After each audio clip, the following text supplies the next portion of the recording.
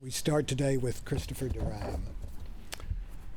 From the beginning, and for more than 40 years, he wrote and performed the most provocative, audacious, and dizzying work. And somehow, strange and surreal as it was, he continually charmed us into going along with him for the ride. He started his off-Broadway career in 1976 as an actor and playwright in a double bill of one acts entitled Titanic and Das Lusitania Songspiel, having fun with Brecht and Weil. Starring alongside him was the co-author of Songspiel, Sigourney Weaver, his collaborator and often his muse. Then came Sister Mary Ignatius Explains It All to You, his wickedly funny and subversive play, which you would think would get a guy into a lot of trouble, but naughty as it was, it became an off-Broadway sensation.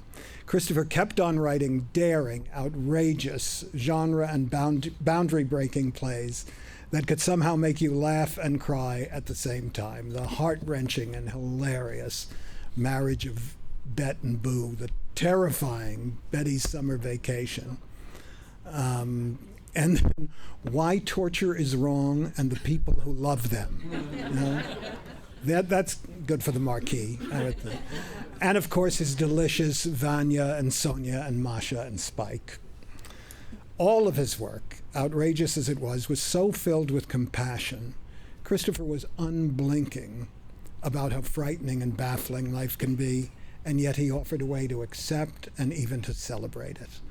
We're happy and proud to be honoring the memory of Christopher Durang today, and we're delighted that we have two of the singers, the backup singers from Chris Durang and Dawn, the mock cabaret act that they created together and love to perform, here to join us. So please help me welcome Chris's husband and a member of that memorable act, John Augustine. Hey, John. Come break up this play.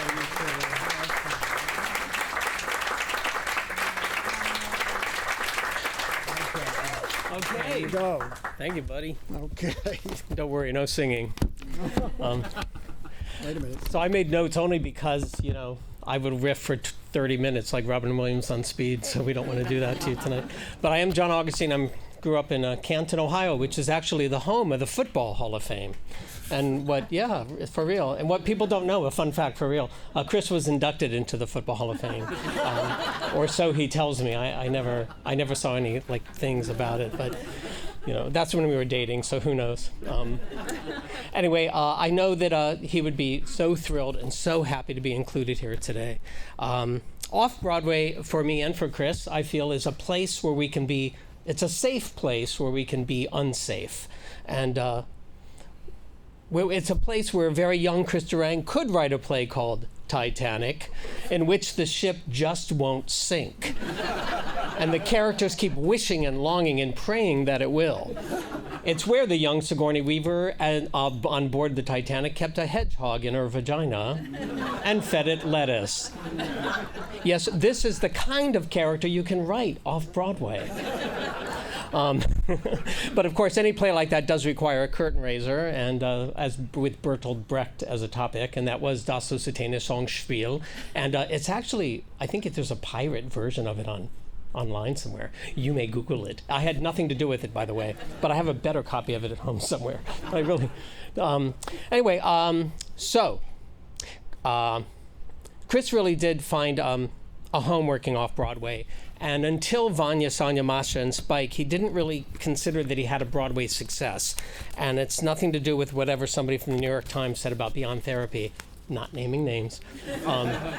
But in spite of this, Beyond Therapy, having not been a success on Broadway, it did become what he considered his successful play, or one of them, because it was done around the country and indeed around the world and translated. So one day, Chris decided that after a couple of things that didn't quite go as well, he wanted to write another friendly play like Beyond Therapy.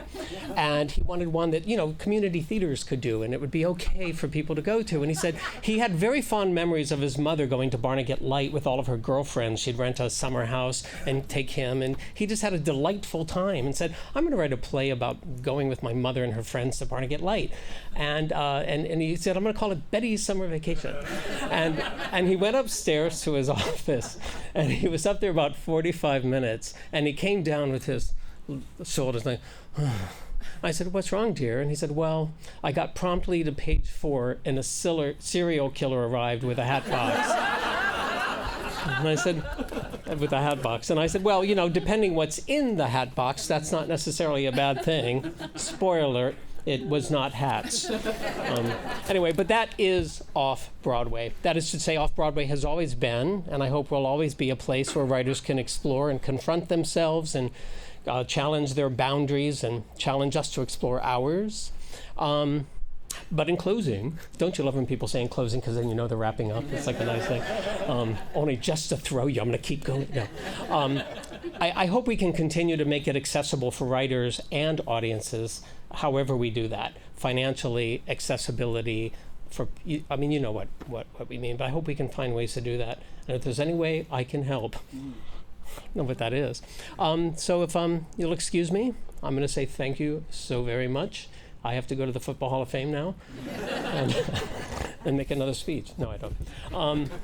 Hey, thank you so much. Chris would be thrilled. Oh, one last thing I'm going to tell you, because I did tell Peter before, and I'm not making this up. This part is actually true. This award, I can't do it, is on the mantle. Chris left it. It meant so much to him.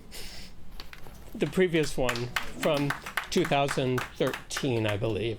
Meaning it meant a lot. He had it on the mantle, where that Tony thing was just over there. Thank you.